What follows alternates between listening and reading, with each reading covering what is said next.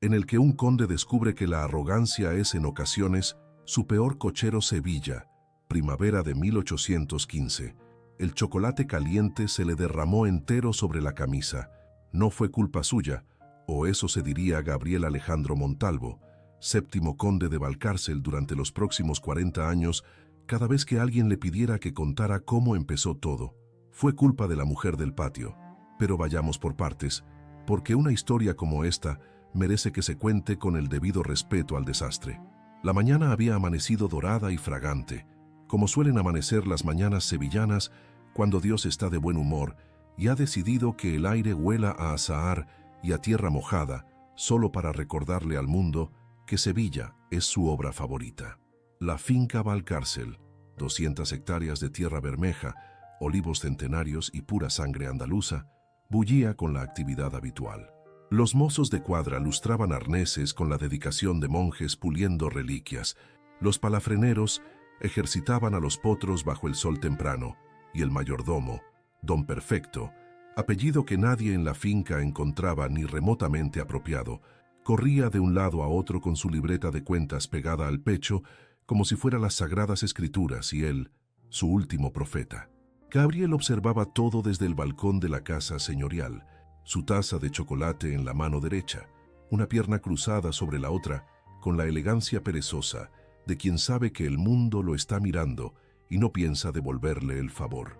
Tenía 32 años, hombros anchos como los de un torero retirado que no ha perdido la forma, mandíbula cuadrada que parecía tallada por un escultor con opiniones muy firmes sobre la simetría, y una mirada oscura, profunda, del tipo que hace que las mujeres en misa pierdan el hilo del Padre Nuestro y tengan que empezar de nuevo. Las damas de Sevilla lo encontraban devastadoramente apuesto. Las solteras suspiraban cuando pasaba su carruaje. Las casadas suspiraban más discretamente, que es peor, y las viudas directamente habían dejado de disimular. Él lo sabía, lo cual no contribuía precisamente a suavizar su carácter. Había 3 cosas de las que don Gabriel estaba absolutamente convencido aquella mañana: que sus caballos andaluces eran los más espléndidos de toda España, que ninguna mujer en su sano juicio debería acercarse a las riendas de un carruaje y que el desayuno sin chocolate caliente era sencillamente una barbaridad contra la civilización. Las 2 últimas convicciones estaban a punto de ser demolidas de formas que ni él ni su camisa habrían podido prever. Fue entonces cuando la vio. Entre los establos y el patio de carruajes, una figura completamente fuera de lugar gesticulaba con animación junto a su administrador, don Isidoro. Era una mujer joven, no debía de tener más de 26 años, con el cabello castaño recogido sin demasiado artificio, bajo un sombrero práctico y polvoriento que había sobrevivido a más caminos que la mayoría de los hombres de su finca. Vestía una chaqueta de montar que había conocido tiempos considerablemente mejores y un pantalón, por Dios, que en circunstancias normales habría provocado un desmayo colectivo entre las damas de cualquier salón decente de la ciudad. El pantalón, sin embargo, le quedaba de una manera que Gabriel no iba a permitirse describir ni siquiera en la intimidad de su propio pensamiento, porque era un caballero y porque hacerlo habría requerido admitir que lo había notado. Lo había notado. Pero lo que verdaderamente le robó la atención, y acto seguido el equilibrio de la taza, no fue la ropa ni el sombrero, ni ese pantalón que no iba a mencionar. Fue la forma en que la mujer señalaba al lusitano negro que relinchaba nervioso en el corral, con autoridad, con conocimiento, con la seguridad implacable de alguien que sabe exactamente de qué habla y no tiene la menor intención de pedir permiso para hacerlo. Gabriel se inclinó sobre la barandilla para ver mejor. La taza se inclinó con él. El chocolate, que llevaba exactamente a la temperatura perfecta para ser disfrutado y exactamente a la temperatura necesaria para resultar humillante, le recorrió la pechera de la camisa blanca con la lentitud cruel de los desastres pequeños que se toman su tiempo. Mald se enderezó de golpe, apartando la taza con un gesto que envió las últimas gotas al suelo del balcón. Miró hacia abajo. La mancha era espectacular. Un mapa de chocolate que le cubría desde el cuello hasta el tercer botón del chaleco, con salpicaduras que parecían haber sido lanzadas con entusiasmo artístico. Abajo, en el patio, La mujer del sombrero práctico no lo había visto. Seguía hablando con Isidoro, señalando ahora los arreos del lusitano con un dedo que no admitía réplica. Gabriel miró la mancha, miró a la mujer, miró la mancha otra vez. «Don Perfecto», llamó con la dignidad herida de quien necesita un testigo, pero no un comentario. El mayordomo apareció en el balcón en tiempo récord, como si hubiera estado esperando al otro lado de la puerta con la oreja pegada a la madera, lo cual era exactamente lo que había estado haciendo. «Milord, necesito una camisa limpia». Hizo una pausa que debería haber sido suficiente, pero no lo fue. «Y necesito saber quién es esa mujer que está en el patio discutiendo con Isidoro». Don Perfecto miró la mancha de chocolate con la expresión cuidadosamente neutral de un hombre que valora su empleo. Luego consultó mentalmente su libreta. «Esperanza Mendoza, milord, hija del difunto Rodrigo Mendoza, que en paz descanse. El señor Isidoro la contrató la semana pasada como cochera principal, dado que Esteban se rompió la muñeca y...» Un momento. Gabriel bajó lentamente lo que quedaba de la taza, con el cuidado de quien ya no confía en sus propias manos. «¿Cochera? Así es, milord. El señor Isidoro dice que tiene unas manos extraordinarias con las riendas y que el padre la enseñó desde... ¿Cochera? ¿Una mujer?» Don Perfecto tuvo la prudencia de no responder. También tuvo la prudencia de no mirar la camisa otra vez. Gabriel se cambió en 4 minutos, un récord personal que jamás reconocería ante nadie, y bajó las escaleras con paso deliberado, la mandíbula apretada y la expresión de un hombre que acaba de perder una camisa perfectamente buena y está decidido a que alguien pague por ello, aunque la culpa fuera exclusivamente de la gravedad y de su propia distracción. Cruzó el patio de piedra con zancadas largas que hicieron que 2 mozos de cuadra se apartaran instintivamente de su camino, y llegó al grupo justo a tiempo para escuchar a Esperanza Mendoza decirle a su administrador, con una voz clara y sin un ápice de vacilación: «El problema del lusitano no es el temperamento, señor Isidoro. Es que lleva 3 semanas con los mismos arreos y le están rozando el lomo. Un caballo así de sensible necesita que alguien le preste atención, no que le meta más cuero encima para que se aguante». Gabriel se detuvo a 3 pasos. La voz le llegó con esa claridad que tienen las voces de las personas que no sienten la necesidad de gritar para ser escuchadas, y algo en el tono, algo en la manera en que cada palabra ocupaba exactamente el espacio que le correspondía, ni más ni menos, le produjo una sensación peculiar en el estómago que decidió atribuir al chocolate caliente y a la camisa arruinada. Isidoro abrió la boca, la cerró y luego la volvió a abrir al ver al conde acercarse. «Don Gabriel, yo... ¿Es usted la nueva cochera?», interrumpió Gabriel plantándose frente a ella, con las manos a la espalda y la barbilla levemente alzada, que era su postura habitual para las conversaciones que pretendía ganar antes de que empezaran. Esperanza Mendoza se volvió lentamente, y Gabriel descubrió, con la misma certeza repentina con la que uno descubre que ha pisado mal un escalón, que no estaba preparado para lo que encontró. Sus ojos eran de un verde tormentoso, del color del mar Cantábrico antes de que cambie el tiempo, intensos y directos, y con una chispa de algo que no era exactamente desafío, pero que se le parecía lo suficiente como para resultar peligroso. Tenía la nariz recta, una boca que parecía diseñada para decir verdades incómodas, con una elegancia devastadora, y unas pecas levísimas en los pómulos que el sol sevillano debía de haber puesto ahí como firma personal. Lo miró sin el menor signo de deferencia inmediata que Gabriel estaba acostumbrado a inspirar en la mayoría de los mortales. Lo miró, de hecho, como si fuera ella quien estuviera evaluándolo a él y como si el resultado preliminar fuera, en el mejor de los casos, reservado. «Soy la nueva cochera principal», corrigió con delicadeza milimétrica. «Esperanza Mendoza, para servirle a usted, señor conde».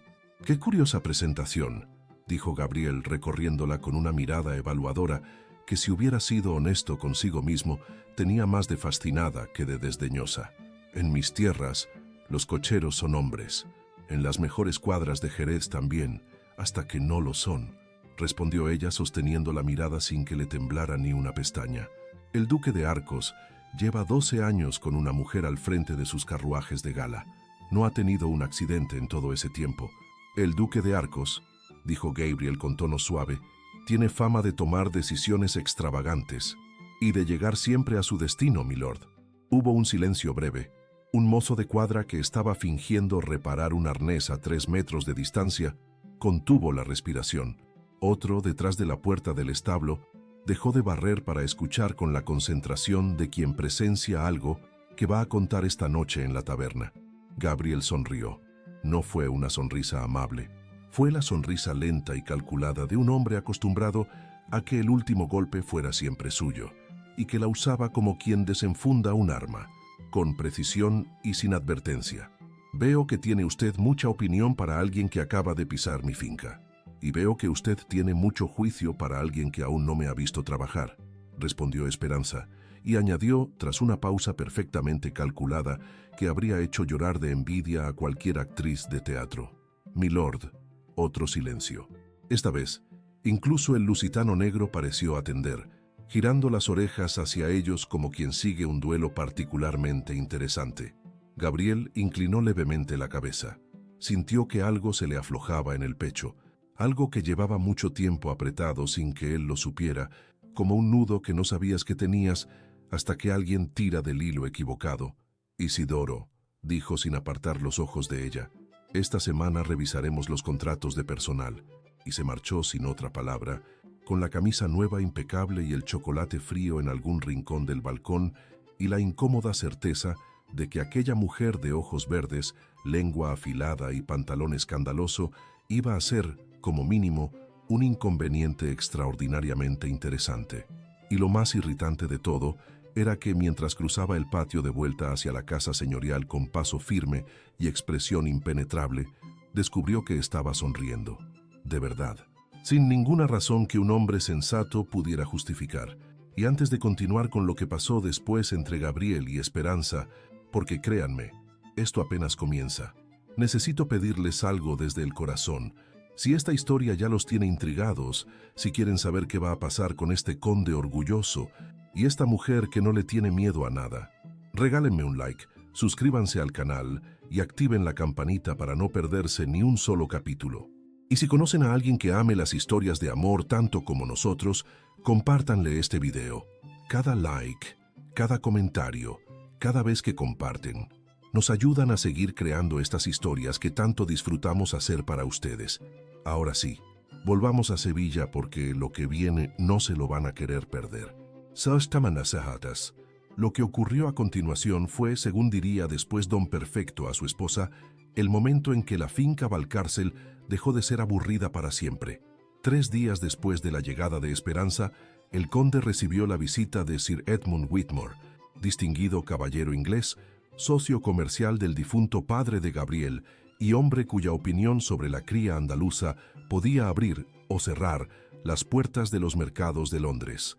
Sir Edmund llegó acompañado de 2 secretarios, una cantidad de equipaje desproporcionada para una estancia de 5 días y la expectativa de ver los mejores ejemplares de la finca en su mejor momento. Gabriel se había esmerado. Los establos lucían impecables, los caballos brillantes. El itinerario del día incluía una demostración en el picadero y por la tarde un paseo en carruaje por los viñedos. Esperanza condujo el landó con una serenidad que, Gabriel tuvo que admitir en silencio, era difícil de criticar.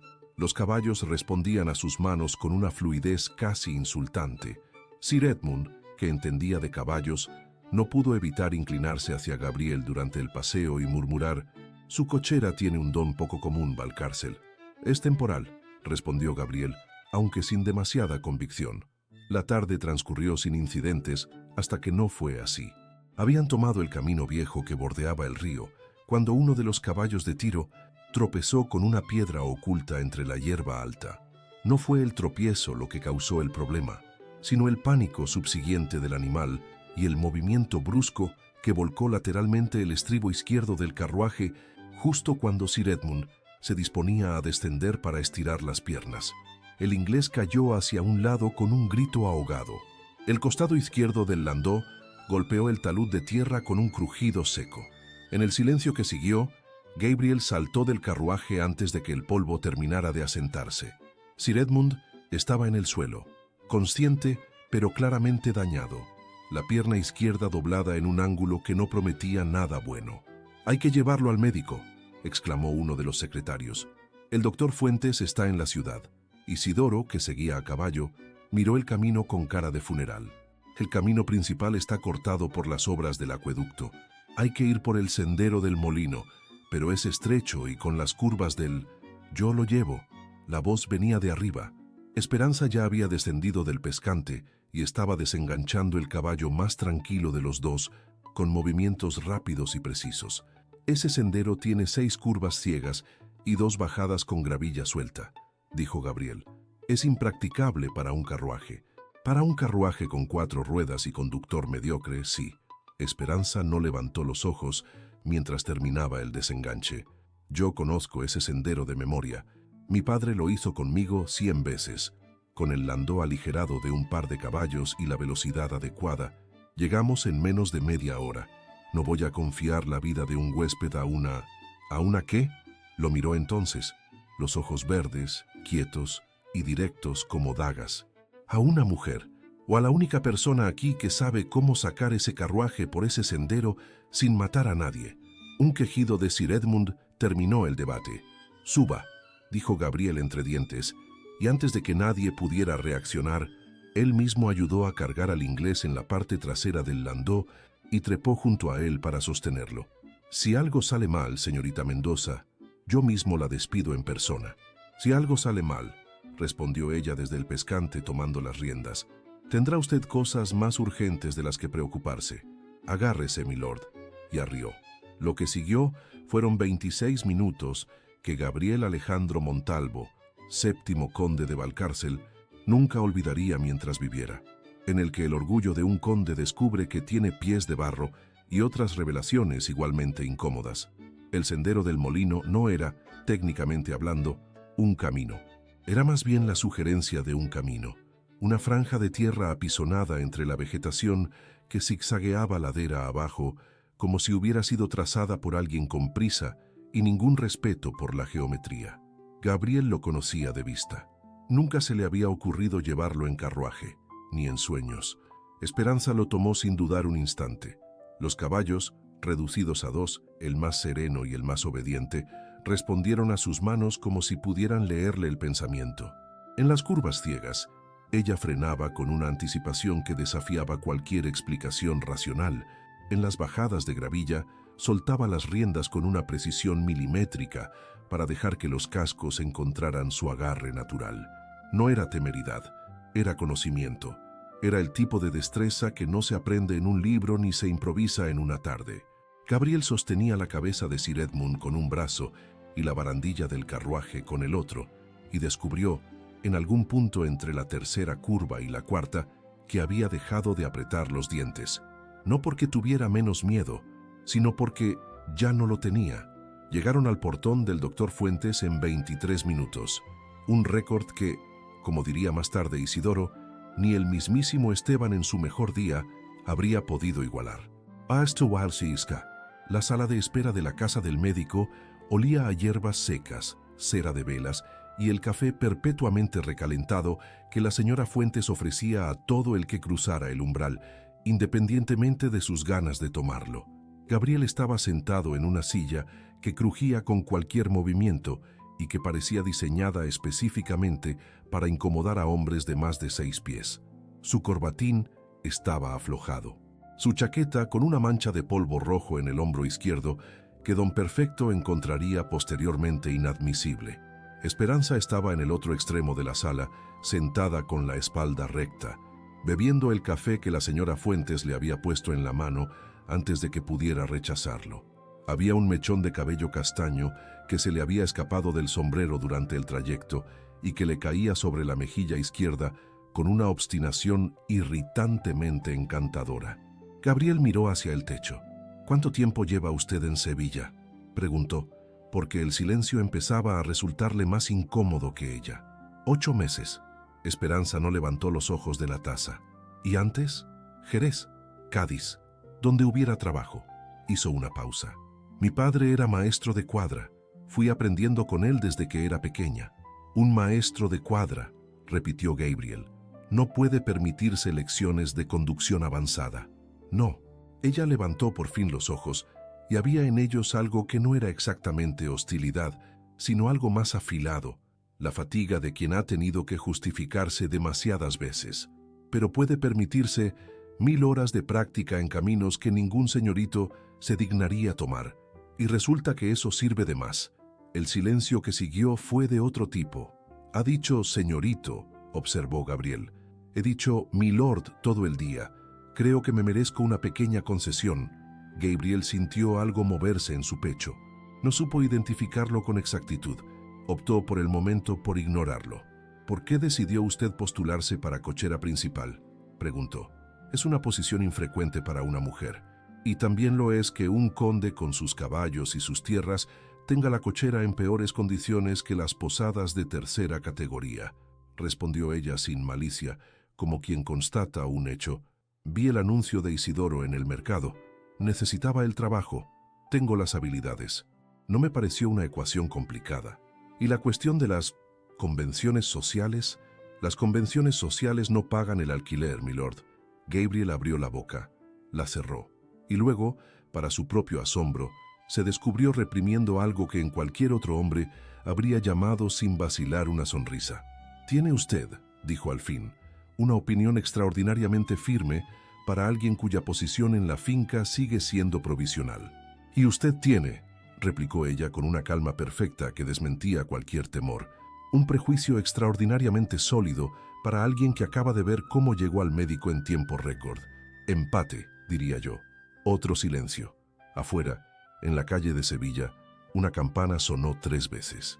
«El señor inglés va a estar bien», dijo Gabriel finalmente, porque necesitaba decir algo que no lo pusiera en desventaja. «Fractura, según el doctor. Grave, pero tratable. Ha llegado a tiempo gracias a...». Se detuvo. Esperanza lo miró.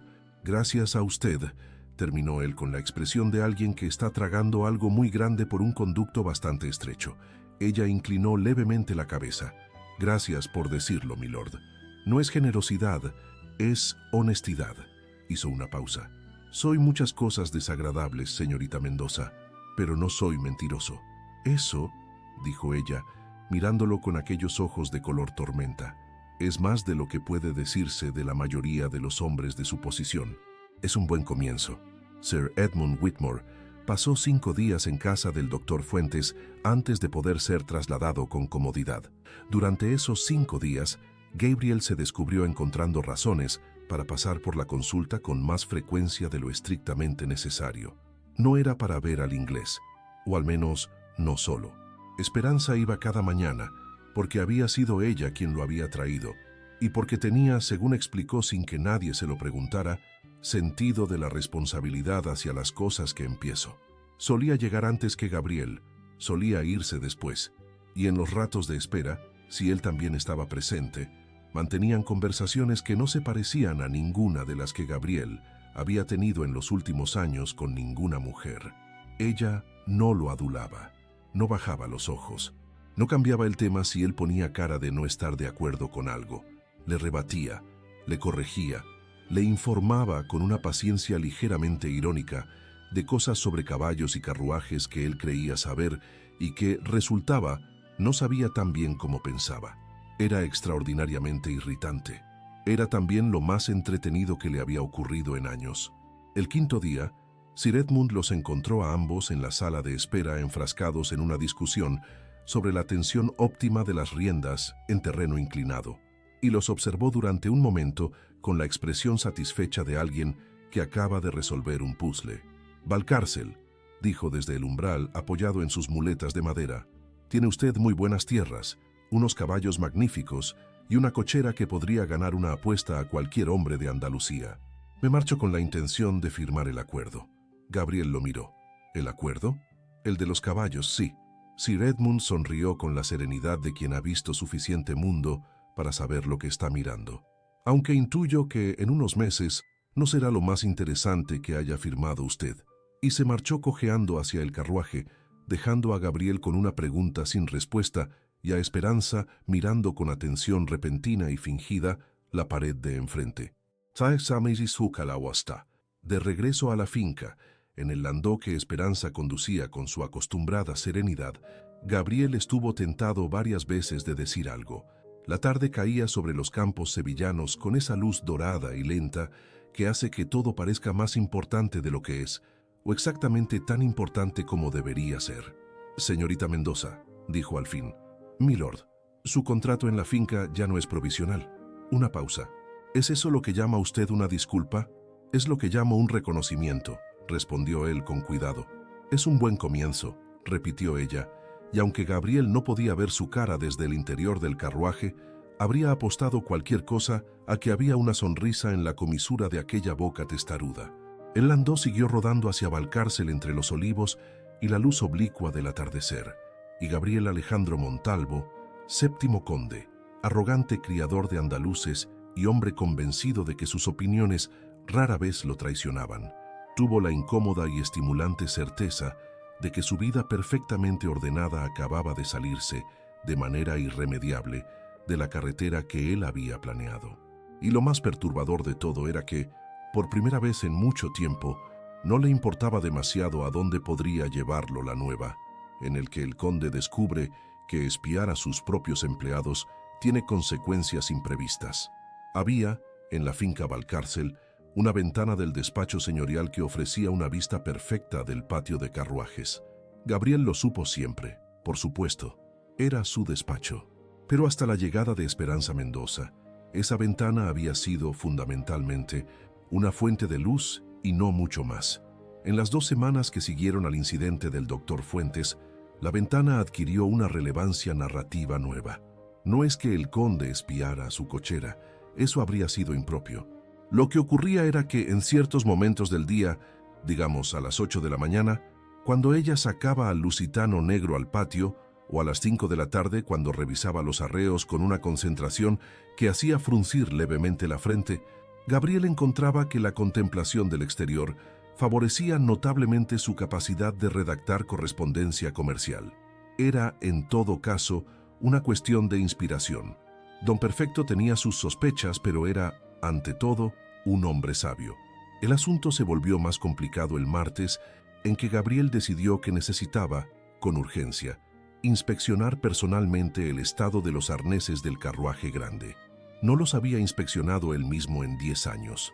Los arneses nunca habían dado el menor problema. Esperanza estaba en el interior del establo cuando él llegó, hablando con el potro gris que llevaba 3 semanas sin dejarse acercar por nadie. No le estaba hablando en el sentido habitual. No le decía quieto ni so. Le hablaba en voz baja, casi susurrada, con una cadencia tranquila y continua que el animal seguía con las orejas vueltas hacia ella, como si fueran pequeñas antenas calibradas para una sola frecuencia. Le estaba contando, según pudo descifrar Gabriel desde el umbral, los pasos precisos para elaborar el arrope cordobés que hacía su madre en invierno. El potro gris tenía los hollares relajados y una expresión de beatífica concentración. Gabriel permaneció en el umbral más tiempo del estrictamente necesario. Los caballos nerviosos responden al ritmo de la voz, dijo Esperanza sin volverse, con el mismo tono sereno.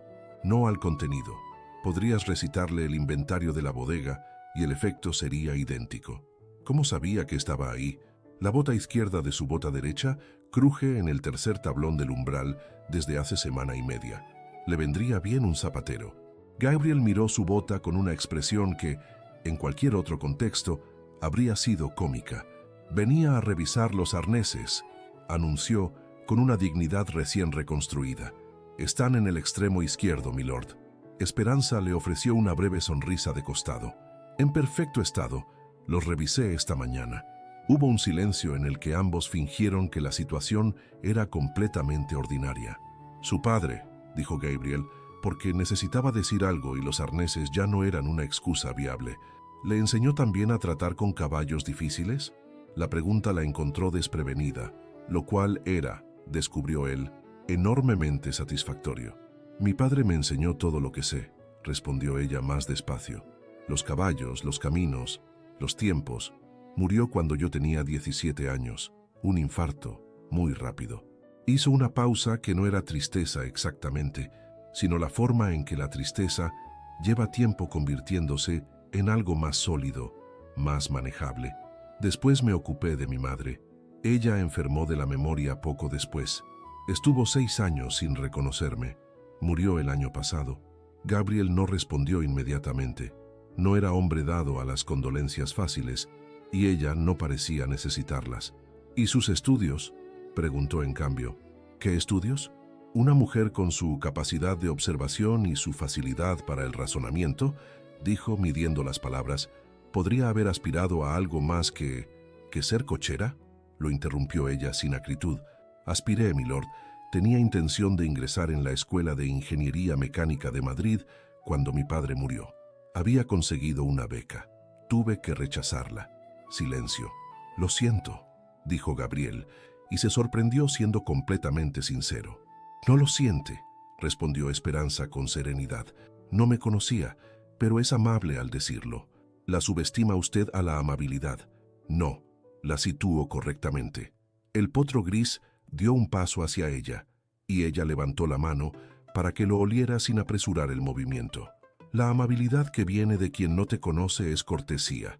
La amabilidad de quien te conoce, y aún así elige ser gentil, es otra cosa distinta. Gabriel la miró durante un momento más de lo que la convención dictaba. ¿Y cuánto tiempo necesita para conocer a alguien? Depende de la persona. Los ojos verdes se posaron en él con una franqueza que seguía siendo, después de 2 semanas, desconcertantemente difícil de sostener. Hay personas que llevan 30 años sin conocerse a sí mismas. Otras son transparentes desde el primer instante. ¿Y yo? Usted, dijo Esperanza con la esquina de los labios moviéndose apenas, usa el tono frío para esconder el interés y la inspección de arneses como excusa para hacer preguntas que no sabe cómo formular de otro modo. Algo transparente hay. Gabriel Montalvo, 7º conde de Valcárcel, decidió en ese momento que los establos necesitaban urgentemente nueva ventilación y que él, personalmente, supervisaría las obras desde fuera. Tarasi van a verheitarse. La conversación de los establos tuvo consecuencias. La primera fue que el potro gris, al día siguiente, comió de la mano de Esperanza sin el menor drama. La segunda fue que Gabriel pasó el resto de la semana buscando pretextos para estar en lugares donde ella estuviese sin que pareciera que los buscaba, lo cual requería una creatividad logística que nunca antes había tenido que ejercitar. La tercera consecuencia fue la oferta. Llegó un martes por la tarde, en el despacho señorial, con Sir Edmund Whitmore presente como testigo involuntario por encontrarse de visita de cortesía antes de su regreso definitivo a Londres. Necesito, dijo Gabriel, con el cuidado de quien redacta un documento importante, a alguien que reorganice el sistema de entrenamiento de mis cocheros. Los accidentes en los caminos de la finca han aumentado este año. Los hombres salen a los caminos sin preparación suficiente. Esperanza, que había sido convocada formalmente y se encontraba frente al escritorio con la expresión de quien espera que le comuniquen algo desagradable, lo miró. ¿Me está ofreciendo un cargo? Le estoy ofreciendo una responsabilidad, precisó Gabriel, con el salario correspondiente. Supervisaría el entrenamiento de los cocheros, los palafreneros y los mozos de cuadra que aspiren a puestos de conductor, acceso completo a la pista de trabajo y a los caminos de práctica. Esperanza permaneció en silencio exactamente el tiempo suficiente para que Gabriel empezara a sentirse incómodo. Y mis rutas habituales las mantendría. Esto sería adicional. ¿Por qué yo? Porque es la mejor persona que tengo para hacerlo, respondió él, con la misma economía con la que antes había dicho lo siento en los establos, sin adorno, sin concesión. Otro silencio. ¿Es esto caridad disfrazada de oferta de trabajo, milord? Es un negocio, dijo Gabriel levemente irritado. Tengo un problema. Usted tiene la solución. El intercambio me parece bastante directo. ¿Y si el resto del personal no acepta recibir instrucción de una mujer? Entonces aprenderán a aceptarlo, respondió el conde, con una serenidad que no dejaba espacio para interpretaciones alternativas, o buscarán empleo en otra finca. Sir Edmund, desde su sillón en el rincón, tenía la expresión de quien está viendo exactamente lo que esperaba ver y lo encuentra enormemente entretenido. Esperanza consideró la oferta durante un tiempo que a Gabriel le pareció estructuralmente injusto.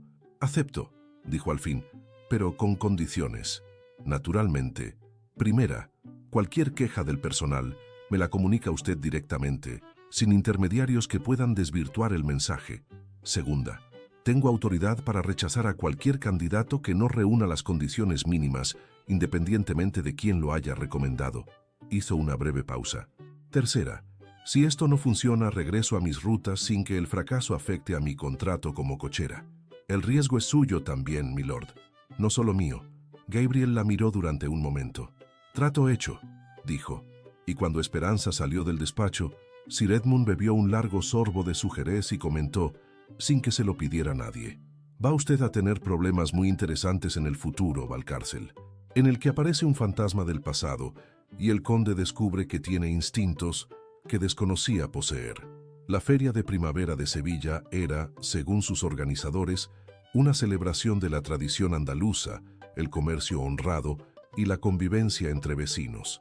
Era en la práctica la ocasión en que toda la provincia se vestía de largo para ver y ser vista, donde los rumores se gestaban con la misma naturalidad que los tratos comerciales, y donde la línea entre la fiesta y el teatro social era tan fina que nadie se molestaba en distinguirla. Gabriel asistía porque era imposible no asistir sin generar comentarios. Llevaba a su administrador, a don Perfecto, y a 2 mozos de cuadra que conducían el carruaje de gala. Era en teoría una presencia puramente protocolaria. En teoría. Esperanza estaba en la feria porque Consuelo, su única amiga en Sevilla, lavandera de oficio y de un optimismo tan robusto que resultaba casi estructural, la había arrastrado prácticamente desde la madrugada, argumentando que una mujer no puede pasarse la vida entre caballos y arreos sin asomarse al mundo, aunque sea una vez al mes. Llevaba un vestido prestado de color verde musgo que le había quedado ligeramente mejor de lo que Consuelo había prometido, y el cabello recogido de una forma que era práctica, pero que tenía, por accidente o por instinto, una cierta elegancia involuntaria. Se encontraron junto al puesto de naranjas confitadas, o más exactamente, Gabriel vio a Esperanza antes de que ella lo viera a él, lo cual le dio exactamente 3 segundos de ventaja que no supo aprovechar del todo. «Señorita Mendoza», dijo con más naturalidad de la esperada dadas las circunstancias. Ella se volvió, parpadeó, y tuvo la honestidad, o la descortesía, según se mirara, de parecer genuinamente sorprendida antes de recomponer la expresión. «Milord», miró a su alrededor con el instinto de quien busca una ruta de salida. «No esperaba encontrarle aquí, ni yo a usted», dijo él, «aunque debería haberlo previsto. La feria tiene caballos». «La feria también tiene naranjas confitadas», respondió ella, «que es mi razón personal para estar aquí. No todo en mi vida gira en torno a los animales de 4 patas. Solo el 90%, aproximadamente».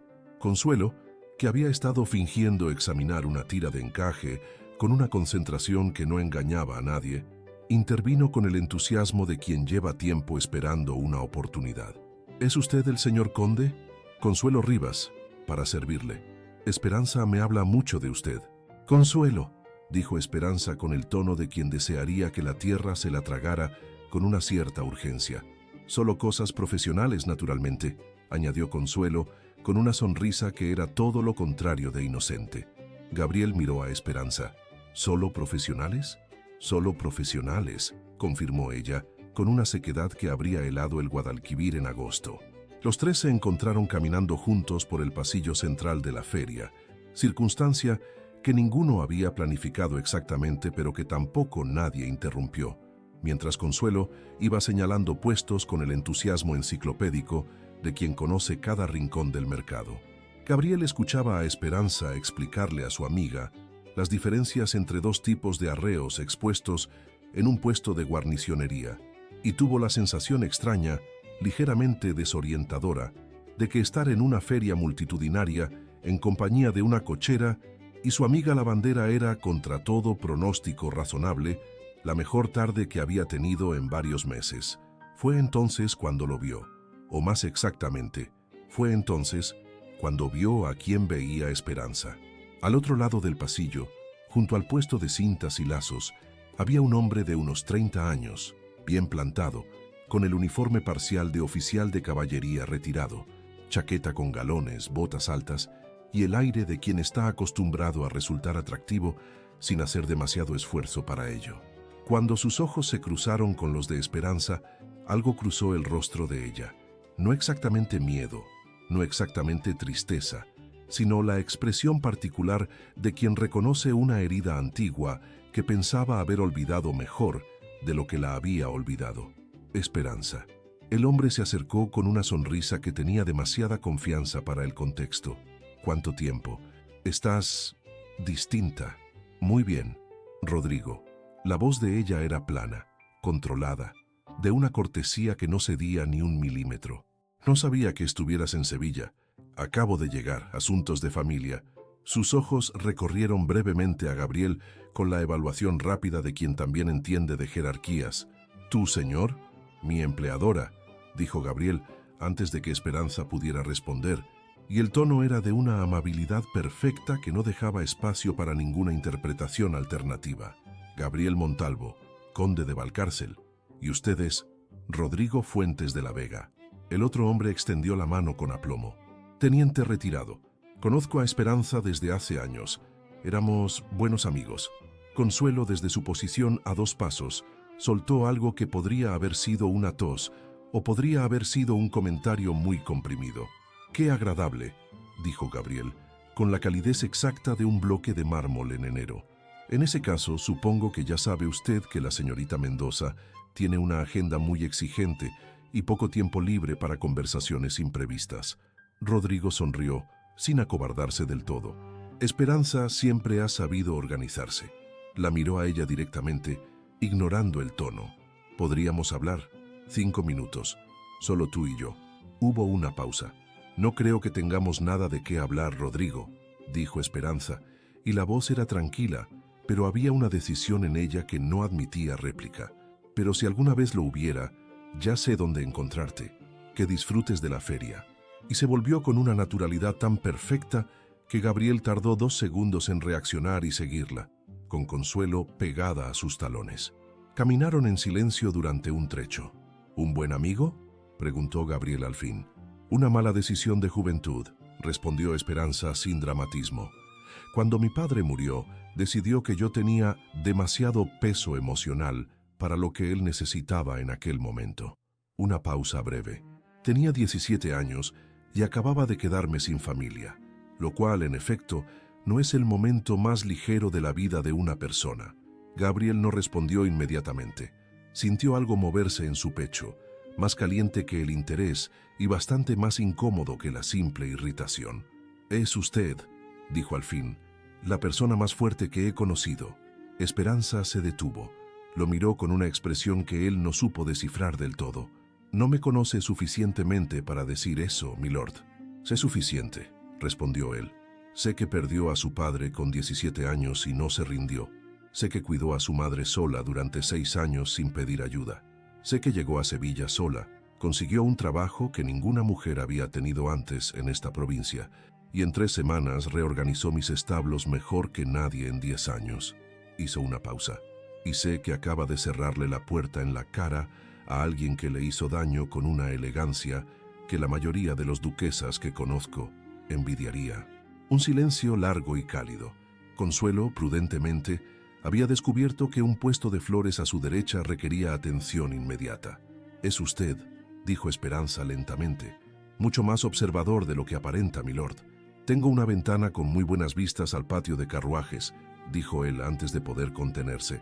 Esperanza lo miró y soltó una carcajada, breve, genuina, completamente inesperada, que le cambió el rostro entero y que Gabriel Montalvo, en el momento mismo en que la escuchó, supo con una certeza incómoda y absolutamente irreversible que iba a querer volver a escuchar durante mucho tiempo. «La bota que cruje en el umbral», dijo ella sacudiendo la cabeza, «la ventana con vistas al patio». Lo miró de reojo. «¿Sabe usted lo que hacen los caballos nerviosos cuando intuyen que los están observando? ¿Qué hacen? Actúan exactamente igual». Sonrió, solo que con menos pretextos de arneses. Gabriel abrió la boca, la cerró, y en algún punto entre el puesto de flores donde Consuelo seguía inspeccionando claveles con sospechosa dedicación y el final del pasillo de la feria, donde el sol caía oblicuo sobre los adoquines, el conde de Valcárcel llegó a la conclusión de que la palabra problema era, para lo que le estaba ocurriendo, considerablemente insuficiente, pero no del tipo de problema que uno quiere resolver, del tipo que uno empieza secretamente a agradecer, en el que una biblioteca se convierte en el lugar más peligroso de Andalucía. Había en la finca Valcárcel una biblioteca que nadie utilizaba. No era que los libros fueran malos, eran de hecho excepcionales, acumulados por 3 generaciones de Montalvo, con el entusiasmo heterodoxo de quienes compran más de lo que leen.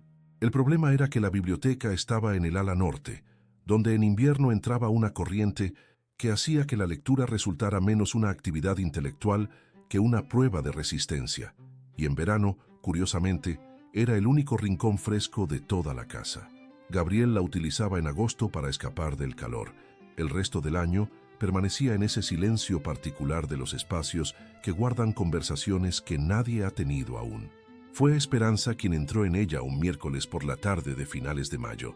Lo hizo porque necesitaba un plano de los caminos de la provincia para diseñar las rutas de entrenamiento del nuevo programa, y don Perfecto le había informado, con la precisión de quien conoce cada rincón de la casa, que había varios en la biblioteca.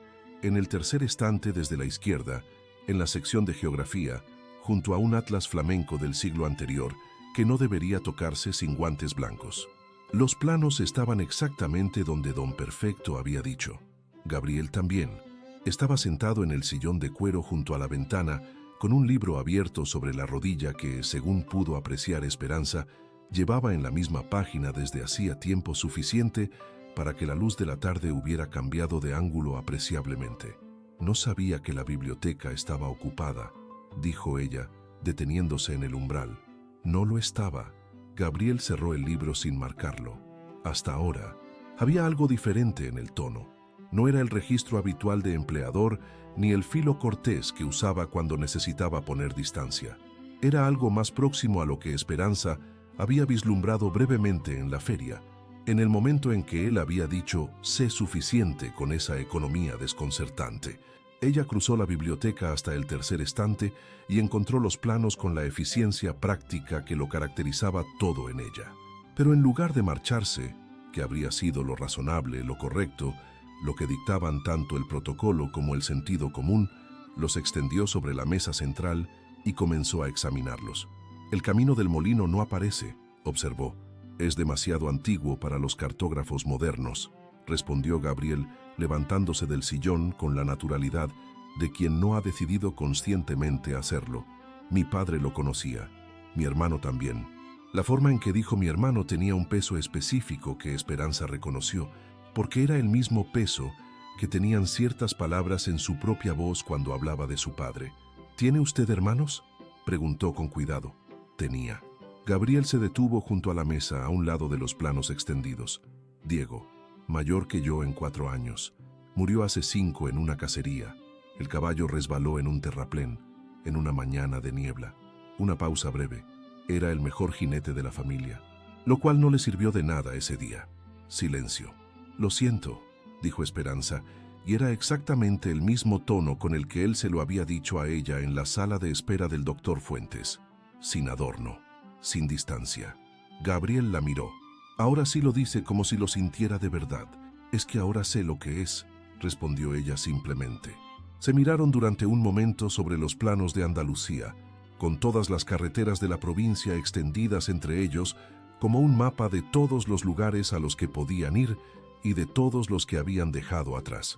«Creé el programa de caballos andaluces», dijo Gabriel más despacio, «para demostrar que podía construir algo por mí mismo, algo que no fuera simplemente heredado. Diego habría heredado la finca. Yo habría sido el segundo Montalvo, el de las cartas de presentación útiles y las conexiones sociales». Hizo una pausa. «Cuando él murió, todo cambió, pero la necesidad de demostrar algo no cambió con ello. Solo se volvió más silenciosa. Esperanza dejó de mirar el plano. «Y la ha demostrado». «Sir Edmund firmó el acuerdo», dijo él, con una ironía suave dirigida contra sí mismo. «Supongo que técnicamente sí. La demostración que importa no suele ser la que viene de fuera». Gabriel la miró con una expresión que era más vulnerable de lo que probablemente pretendía.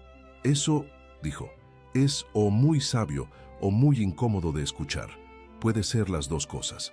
La tarde seguía bajando sobre los campos de la finca y la biblioteca se iba llenando de esa luz dorada que hace que todo parezca ligeramente irreal. Esperanza enrolló los planos con movimientos pausados, sin prisa, y Gabriel observó sus manos, esas manos que dominaban carruajes y calmaban potros, hacerlo con una atención que ya había dejado de fingir que era casual. «¿Sabe usted», dijo Esperanza sin levantar los ojos, «que hay rumores en el pueblo sobre el nuevo programa de entrenamiento?» «¿Qué tipo de rumores?» «Del tipo que sugiere que el conde de Valcárcel ha perdido el buen juicio y contratado a una mujer para enseñar a sus hombres por razones que no son exactamente profesionales». Gabriel no respondió inmediatamente. «¿Y qué dice usted a esos rumores?» «Que no me interesan los rumores». Por fin levantó los ojos.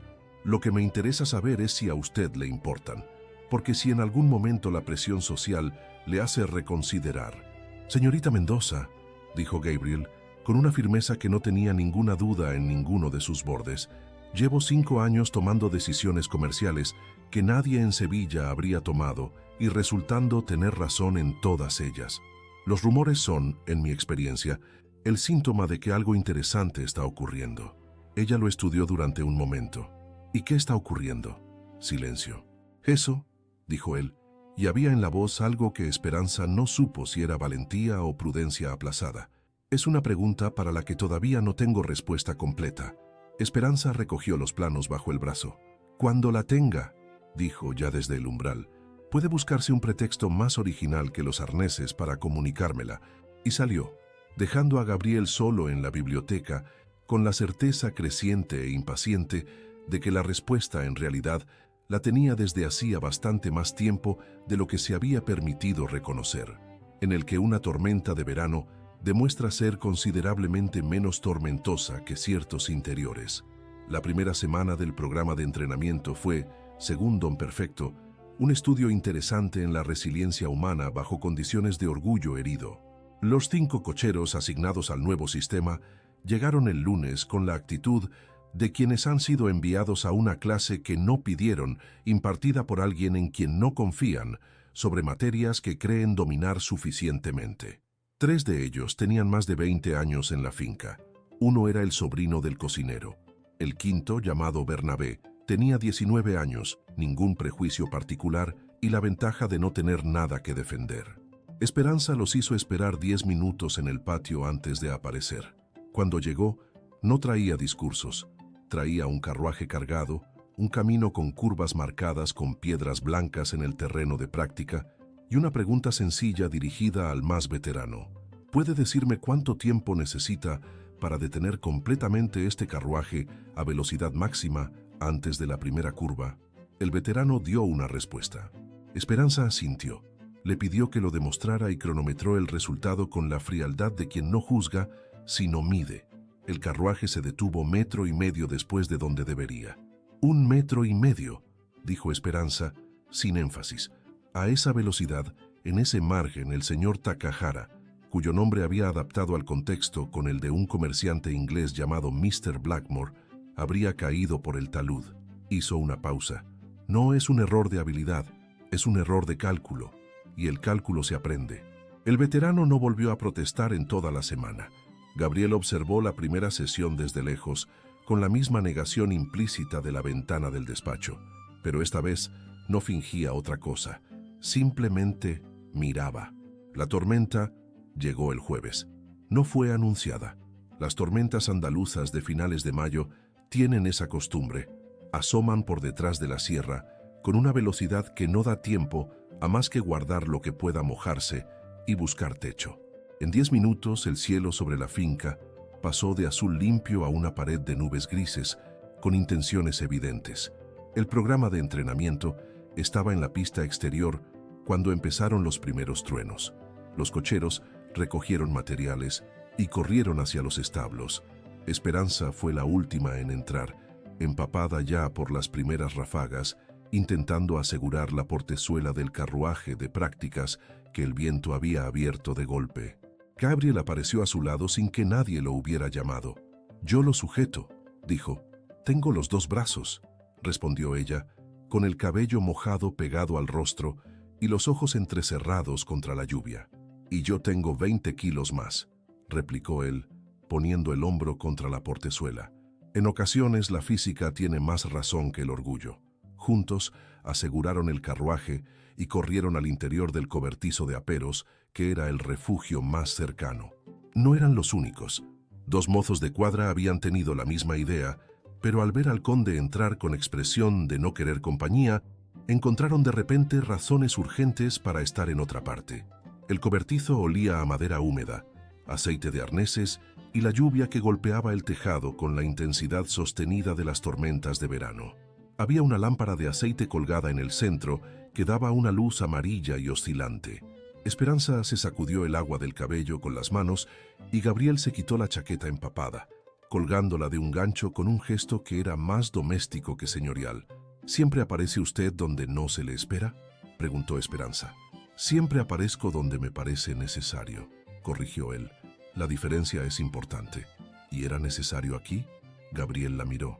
Estaba a 2 pasos de ella, en el espacio reducido del cobertizo, y la lámpara hacía cosas poco razonables con la luz en las mejillas de ella y en los rastros de agua que le bajaban por el cuello. «La portezuela del carruaje pesaba demasiado para una persona sola», dijo. «Eso no es una respuesta». «No», concordó él, y no añadió nada más. La lluvia redoblaba sobre el tejado. Esperanza no se apartó. Gabriel tampoco avanzó, pero hubo en el espacio entre ellos algo que cambió de temperatura, sin que ninguno de los dos moviera un centímetro. «¿Sabe lo que me dijo Consuelo anoche?», preguntó Esperanza, con la voz más baja de lo habitual. «¿Qué le dijo?».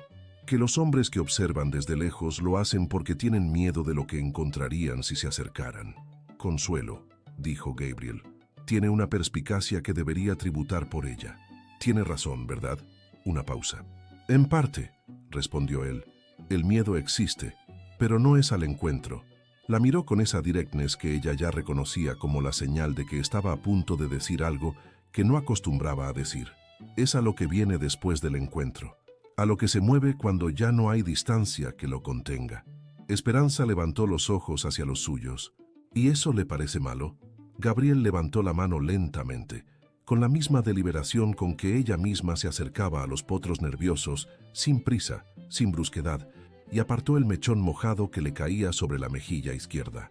No fue más que eso, apenas la punta de los dedos rozando el arco del pómulo, pero a Esperanza se le detuvo el aliento de una forma que no tenía nada de profesional y todo de irremediable. «Me parece», dijo él con la voz más ronca de lo que probablemente pretendía, inconvenientemente tarde para llamarlo malo. Se miraron durante un momento que tenía la densidad de todos los momentos que habían estado aplazando desde el primer día en el patio de carruajes. Fue Esperanza quien habló primero, porque era ella quien tenía más práctica en no dejar que las cosas se movieran solas, sin ningún piloto en el pescante. «Esto», dijo con más calma de la que sentía, «es exactamente el tipo de situación que podría complicar todo lo que hemos construido en estas semanas». «Lo sé», respondió Gabriel. «¿Y eso no le preocupa?». «Me preocupa», dijo él, sin retirar la mano, que había quedado suspendida junto a su mejilla con una paciencia que era en sí misma una forma de declaración. «Todo lo que no ocurra». La lluvia siguió cayendo. La lámpara osciló. Y entonces la voz de Bernabé, el mozo de 19 años sin ningún prejuicio particular, llegó desde fuera del cobertizo preguntando si el conde sabía dónde estaban los impermeables de los caballos, porque el palafrenero quería saberlo urgentemente. Gabriel cerró los ojos durante exactamente un segundo.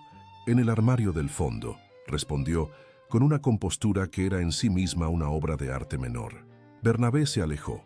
La tormenta empezó a ceder, y Esperanza recogió su chaqueta del gancho con movimientos tranquilos que no engañaban a nadie, especialmente a ella misma.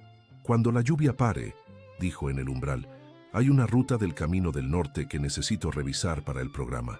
Si usted conoce los senderos de la finca mejor que los planos cartográficos, su compañía sería útil». «¿Útil?», repitió él. La comisura de los labios de ella se movió apenas. «Profesionalmente útil», precisó, «de momento». Y salió al aguacero menguante sin mirar atrás, dejando a Gabriel con la chaqueta mojada en las manos y la certeza luminosa e intransigente de que de momento era con diferencia, la promesa más estimulante que nadie le había hecho en toda su vida, en el que un camino del norte resulta ser considerablemente más corto de lo que nadie calculaba. El lunes siguiente amaneció con ese cielo limpio y despejado que solo llega después de las tormentas grandes, como si la lluvia se hubiera llevado consigo todo lo sobrante y hubiera dejado el mundo un poco más honesto de lo que estaba antes. Gabriel esperaba junto a los establos a las 8 de la mañana con 2 caballos ensillados y la expresión de quien ha dormido razonablemente bien, pero ha pensado demasiado. Esperanza llegó puntual, con su chaqueta de montar y el sombrero práctico y una libreta bajo el brazo donde había estado anotando, según pudo ver él, distancias y tiempos con la misma meticulosidad que aplicaba a todo lo demás. Se detuvo al ver los caballos. Pensé que revisaríamos la ruta en carruaje. Los senderos del norte después de la tormenta tienen barro suficiente para atascar cualquier rueda, dijo Gabriel. A caballo llegaremos a todas partes. Una pausa breve. ¿Sabe usted montar? Esperanza le dirigió una mirada que era toda la respuesta necesaria. Pregunta retórica, dijo él, y le tendió las riendas del ruano sin más comentario. Salieron por el portón trasero de la finca hacia los caminos que bordeaban los olivares.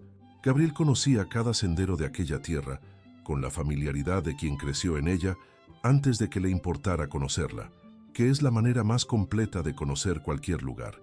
Iba ligeramente por delante, señalando los puntos donde el camino se estrechaba, las hondonadas donde el agua de la tormenta había formado charcos traicioneros, las bifurcaciones que no aparecían en ningún mapa porque existían antes de que hubiera mapas para esa zona. Esperanza tomaba notas sin dejar de mirar. Cabalgaba con la misma naturalidad con que hacía todo, sin esfuerzo visible, sin ornamento innecesario, como si el caballo fuera simplemente una extensión de su propio sentido del equilibrio. «Aquí», dijo ella, deteniéndose en una cuesta larga con el suelo aún húmedo. «Este tramo tiene pendiente suficiente para que un carruaje cargado pierda control si el cochero no conoce el punto exacto donde compensar. Hay que marcarlo. Mi padre lo llamaba el tramo del diablo», dijo Gabriel deteniéndose a su lado. «En 30 años 3 carruajes perdieron una rueda aquí. ¿Y no lo señalizaron? Mi padre era de la opinión de que los buenos cocheros debían descubrirlos solos». Esperanza lo miró. Su padre, dijo con cuidado, era de la misma escuela que los entrenadores que prefieren que los alumnos fracasen a que aprendan. Era un hombre del siglo anterior en todos los sentidos posibles. ¿Se parece usted a él? La pregunta llegó sin aviso, con esa costumbre que tenía ella de ir directamente al centro de las cosas sin preámbulos. Gabriel consideró la respuesta durante más tiempo del habitual. «En algunas cosas», dijo al fin. «En el orgullo, probablemente. En la certeza de que el mundo funciona según ciertas reglas que no conviene cuestionar». Una pausa. «En otras cosas me he ido alejando, o me han ido alejando». «¿Quién?» Gabriel la miró de costado. «Últimamente usted contribuye de manera notable al proceso». Esperanza bajó los ojos a su libreta con una expresión que luchaba visiblemente por mantenerse neutral y no lo conseguía del todo. Siguieron camino arriba. El sendero se estrechaba entre 2 muros de piedra cubiertos de musgo fresco y la luz del sol llegaba filtrada a trozos, haciendo el camino más íntimo de lo que ninguno de los dos había previsto exactamente. En el punto más estrecho, los caballos tuvieron que ir prácticamente en fila, y Gabriel, que iba detrás, tuvo durante unos metros la vista única y completamente involuntaria de la nuca de Esperanza bajo el sombrero, donde terminaba el cabello recogido y comenzaba la curva del cuello. Miró hacia otro lado con una disciplina que le costó más de lo razonable. «Hay algo que quiero decirle», dijo, cuando el camino se ensanchó de nuevo y pudieron ir a la par. «Lo sé», respondió ella. «¿Lo sabe? Lleva 3 días buscando el momento». Esperanza siguió mirando al frente. «Lo noto en la forma en que empieza frases y las deja incompletas. Para un hombre acostumbrado a terminar todo lo que comienza, es bastante revelador». Gabriel consideró sentirse irritado. Decidió que no era productivo. «Ha habido mujeres», dijo, con la deliberación de quien elige cada palabra como si fuera un paso en terreno inestable, en los últimos años, con quienes la relación era conveniente, cómoda, del tipo que no exige nada que no estés dispuesto a dar de antemano, y eso le parecía suficiente.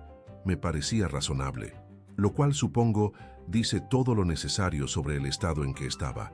Una pausa. Usted no es conveniente ni cómoda. Qué galante, milord. Estoy siendo honesto, que es diferente.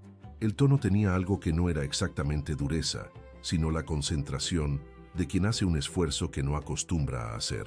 Lo que ocurre cuando estoy con usted no tiene nada de razonable, y hace tiempo que me dejé de interesar en negarlo. Esperanza detuvo el caballo. Gabriel hizo lo mismo, un paso por delante. ¿Está usted declarándose?, preguntó ella, con una voz que intentaba ser irónica y solo lo conseguía a medias. Estoy siendo exactamente tan transparente como usted lleva semanas pidiéndome que sea, respondió él, volviéndose en la silla para mirarla, con todas las complicaciones que eso implica. La diferencia de posición, los rumores, el hecho de que usted trabaja para mí y que ninguna de esas circunstancias va a simplificarse sola. No, pero las complicaciones, continuó, me importan menos que la alternativa, que es seguir fingiendo que todo esto es una cuestión de arneses y planos cartográficos. Esperanza lo miró durante un momento largo. El sol de la mañana estaba ya alto entre los olivos y los pájaros hacían su trabajo habitual de llenar los silencios con algo más tolerable. Gabriel, dijo, y fue la primera vez que usaba su nombre sin el título y sin ironía, simplemente como una forma de nombrarlo, y el efecto fue suficientemente notable como para que él notara el cambio en la respiración propia. Si esto va adelante, no quiero que sea algo que ocurre y luego se guarda. No soy capaz de eso, ni yo, respondió él. ¿Lo dice en serio? Llevo 5 años sin decir nada que no diga en serio. Es uno de los pocos vicios que no tengo. Ella estudió su rostro durante el tiempo necesario para estar segura. Luego desmontó. Gabriel desmontó también, porque había algo en el gesto que lo pedía, y cuando estuvo de pie junto a ella en el sendero estrecho, con los caballos atados a la rama baja de un olivo centenario y la luz punteada entre las hojas, Esperanza dio el único paso que los separaba y lo besó. No fue un beso cauteloso, tampoco fue precipitado. Fue el tipo de beso que tiene la misma precisión que todo lo que ella hacía, que encuentra exactamente el punto correcto sin dudar, y se instala en él con una certeza que no admite revisión posterior. Gabriel puso una mano en su cintura y la otra en su nuca y respondió con la misma temperatura, más despacio de lo que habría imaginado que sería capaz, dejando que el momento tuviera el espacio que merecía. Cuando se separaron, los caballos seguían atados y los pájaros seguían con sus asuntos y el mundo continuaba siendo exactamente como antes, excepto que no lo era en absoluto. Bien, dijo Esperanza, recogiendo su libreta del suelo donde había caído sin que ninguno de los dos lo notara. ¿Solo bien?, preguntó Gabriel. Hay que dejarle a uno algo de ventaja, dijo ella, volviendo al caballo con esa calma que él ya sabía que no era frialdad, sino la forma en que ella guardaba las cosas importantes. Todavía tengo 6 senderos que revisar antes del mediodía, y arrió, dejando a Gabriel con los labios todavía con el recuerdo de los de ella y la certeza feliz y ligeramente atolondrada de que iba a necesitar muchas más mañanas de revisión de rutas en los próximos tiempos, en el que el conde descubre la diferencia entre proteger y amar, y que en ocasiones son exactamente la misma cosa. Consuelo Rivas se cayó de una escalera el miércoles. No fue dramático, no fue heroico. Fue exactamente el tipo de accidente doméstico que ocurre cuando uno intenta alcanzar el tarro de miel del estante más alto sin pedir ayuda a nadie, porque pedir ayuda habría implicado admitir que el estante era demasiado alto, y el orgullo de Consuelo en materia de alcance doméstico era, según ella misma, completamente razonable. El resultado fue una muñeca rota, 3 costillas fisuradas y el tobillo izquierdo en un estado que el médico del pueblo describió con una franqueza descarnada como un desastre bonito. Esperanza recibió la noticia a mediodía a través de la hija del panadero, que era el sistema de comunicación más eficiente del barrio. Llegó a casa de Consuelo con la cara que ponía cuando las cosas eran graves, pero no podía permitirse que nadie lo notara, que era básicamente la misma cara que ponía para todo, solo que con un leve temblor en los bordes. Gabriel lo supo por don Perfecto, que lo supo por el mozo de cuadra, que lo supo por Bernabé, que tenía un primo en el barrio donde vivía Consuelo. La cadena de información de la finca Valcárcel Era, en circunstancias de interés, de una eficiencia asombrosa. Apareció en casa de Consuelo 2 horas después con su médico particular, el doctor Herrero, que era el mejor traumatólogo de Sevilla y que cobró sus honorarios sin hacer preguntas sobre la naturaleza exacta del encargo ni sobre por qué el conde de Valcárcel lo mandaba llamar con urgencia para una lavandera de barrio. Esperanza abrió la puerta y se quedó parada en el umbral mirándolo. «No tenías que venir», dijo. «No», concordó él. «Y sin embargo, aquí estoy». El doctor Herrero examinó a Consuelo con la minuciosidad de quien se sabe observado y quiere justificar su reputación. El veredicto fue menos grave de lo que la primera impresión sugería. La muñeca requería inmovilización durante 6 semanas, las costillas tiempo y quietud, el tobillo un vendaje específico y nada de escaleras durante un periodo que el doctor describió como indefinido, para que quede claro. «No tengo con qué pagar todo esto», dijo Consuelo desde la cama, con la dignidad de quien está acostumbrada a resolver sus propios problemas y no encuentra la situación cómoda. «Es un préstamo», dijo Gabriel, antes de que nadie pudiera objetar. «Me lo devuelves cuando estés bien y trabajando, sin prisa». Consuelo lo miró durante un momento largo. «¿Por qué?», preguntó, con la franqueza directa que era su marca personal. «Porque lo que le importa a Esperanza me importa a mí», respondió él simplemente. Hubo un silencio. Consuelo miró a Esperanza. Esperanza miraba al suelo con la concentración de quien está procesando algo que la ha pillado sin preparación suficiente. Consuelo soltó algo que habría podido ser un suspiro o podría haber sido la contención deliberada de un comentario que guardó para mejor ocasión. «Qué bien», dijo solo. «Dasi tu punden fasisa». Salieron juntos cuando el doctor terminó, y Consuelo se quedó dormida bajo el efecto del láudano que le había administrado para el dolor. La tarde caía sobre las calles del barrio, con esa luz oblicua de finales de mayo, que lo hace todo más dorado de lo que es. Caminaron sin hablar durante un trecho. Esperanza tenía los brazos cruzados sobre el pecho, no de defensa, sino de contención, como quien está sujetando algo para que no se le escape. «¿Por qué haces esto?», preguntó al fin. Sin título, sin distancia. «¿Esto?» «Todo. El médico, el préstamo, el estar aquí». Lo miró. «No tenías ninguna obligación». «Las obligaciones», dijo Gabriel, «son lo que haces cuando no puedes evitarlo. Lo que hago contigo es diferente». «Gabriel, no necesito que respondas ahora», la interrumpió, con una suavidad que no le era natural, pero que salía de algún lugar que había estado cerrado mucho tiempo y que ella, sin aparente esfuerzo, había encontrado la manera de abrir.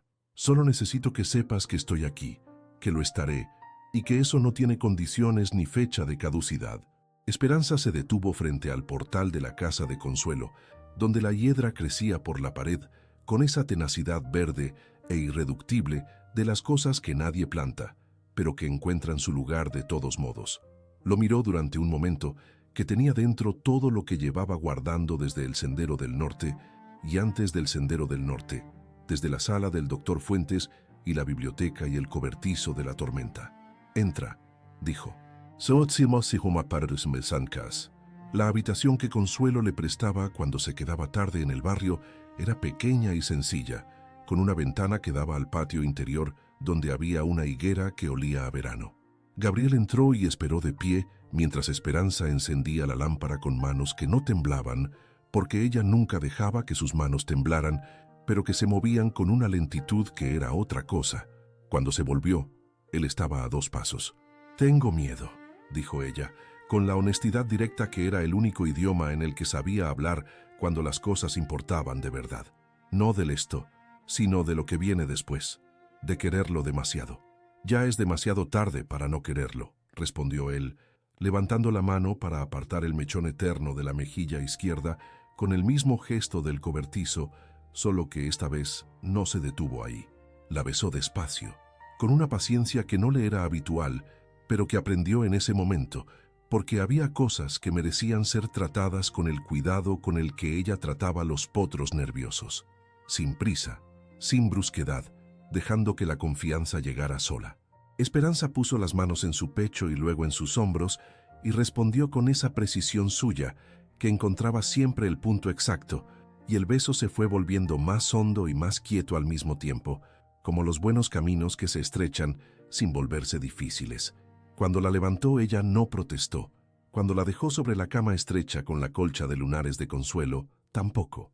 Solo lo miró con esos ojos verdes que tenían dentro el color del mar antes de que cambie el tiempo y dijo, muy bajito, no quiero que esto sea algo que guardamos. No lo será, prometió él. Lo que siguió fue lento y honesto y completamente ajeno a cualquier cálculo. Sus manos, que sabían de riendas y de potros y de caminos peligrosos, encontraron en él la misma destreza aplicada a una cartografía diferente, la de los hombros anchos y la mandíbula tensa que cedía bajo sus dedos, la de la voz que se volvía más ronca cuando ella encontraba el punto que borraba el título y el orgullo y los 7 condes anteriores y dejaba solo a Gabriel. Él la aprendió con la misma concentración con que ella aprendía los senderos, sin atajos, sin saltarse nada, deteniéndose en los lugares que hacían que su respiración cambiara para quedarse ahí el tiempo necesario. Afuera, la higuera del patio movía las hojas con la brisa del atardecer. Consuelo dormía su láudano en el cuarto de al lado con una placidez envidiable.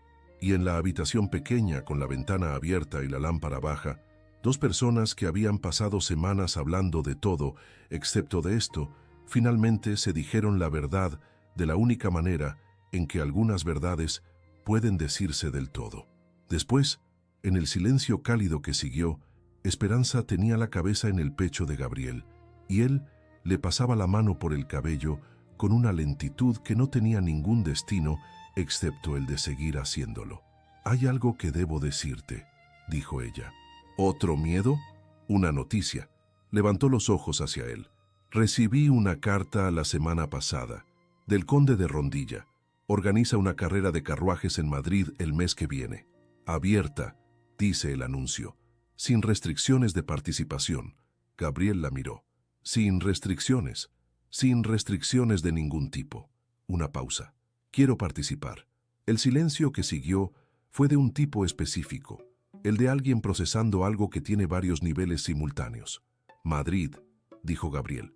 «Madrid, una carrera mixta, en la que competirías contra hombres, contra cocheros, que es lo que soy». Gabriel miró el techo de la habitación de Consuelo durante un momento. «¿Y si te digo que me parece una idea que me aterra? Te diría que el miedo es razonable». Esperanza se incorporó ligeramente para mirarlo mejor. «¿Y si te digo que voy de todas formas?» Él la miró durante un tiempo, que medía cosas que no tenían nombre preciso en ninguno de los idiomas que conocía. «Te diría», respondió al fin con la voz de quien toma una decisión que no admite reversión, «que necesitarás el mejor carruaje de Andalucía y que conozco al hombre que puede proporcionarlo». Esperanza lo miró fijamente. «¿Me estás apoyando? Te estoy diciendo que eres la mejor cochera que he visto en mi vida y que sería un idiota de primera categoría si dejara que el miedo mío se convirtiera en un límite tuyo». Hizo una pausa. «Además, la alternativa es que vayas sola, lo cual me parece considerablemente peor». Ella sonrió, y fue esa sonrisa completa y libre que él había escuchado por primera vez en la feria y que seguía siendo cada vez que aparecía como encontrar luz al doblar una esquina oscura. «Eres imposible». «¿Y tú?», respondió él acercándola de nuevo. «Eres lo mejor que ha entrado por el portón de esta finca en toda su historia». Y la besó otra vez, mientras la higuera movía sus hojas y Sevilla seguía siendo Sevilla afuera, completamente ajena a que, en una habitación pequeña con colcha de lunares, 2 personas habían encontrado el camino que ningún mapa podría haberles indicado, en el que Madrid descubre que Andalucía tiene opiniones muy firmes sobre quién puede conducir un carruaje. Madrid olía diferente a Sevilla. Esperanza lo notó desde que el carruaje cruzó las primeras calles de la capital. Más piedra, más ruido, más gente convencida de que sus asuntos eran los más importantes del mundo conocido. Sevilla olía a azahar y a río. Madrid olía a ambición y a adoquín mojado. No era mejor ni peor, era simplemente otro idioma. Habían llegado la tarde anterior, Gabriel con su carruaje de viaje y 2 mozos de cuadra, Esperanza con su chaqueta de montar y la libreta donde llevaba anotadas las especificaciones técnicas del recorrido que habían conseguido a través de un conocido del administrador. Viajaron como lo que eran, el conde de Valcárcel y su directora de operaciones, con toda la ambigüedad deliberada que ese título permitía.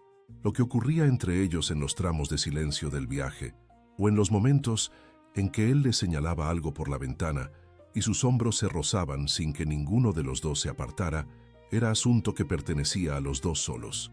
La carrera del conde de Rondilla era, sobre el papel, una prueba de habilidad ecuestre y conducción por las calles exteriores del Retiro. En la práctica era, como todos los eventos organizados por el conde de Rondilla, una excusa para que la alta sociedad madrileña se reuniera, se observara mutuamente con disimulo variable y generara material para las conversaciones de las 3 semanas siguientes.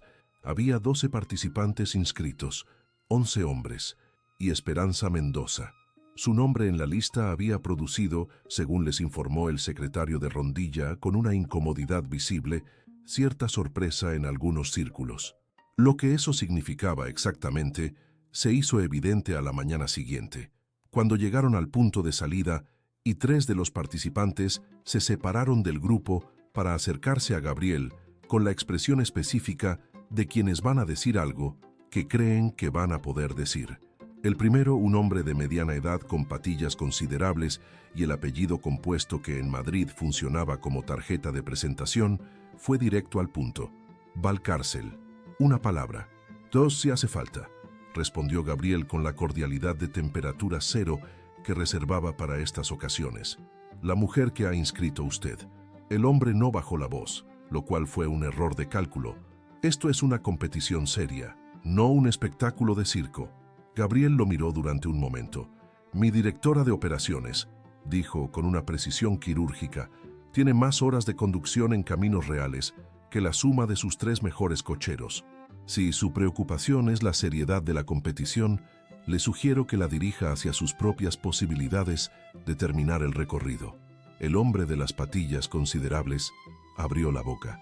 Además, añadió Gabriel, antes de que pudiera usarla, la inscripción fue aceptada por el anfitrión.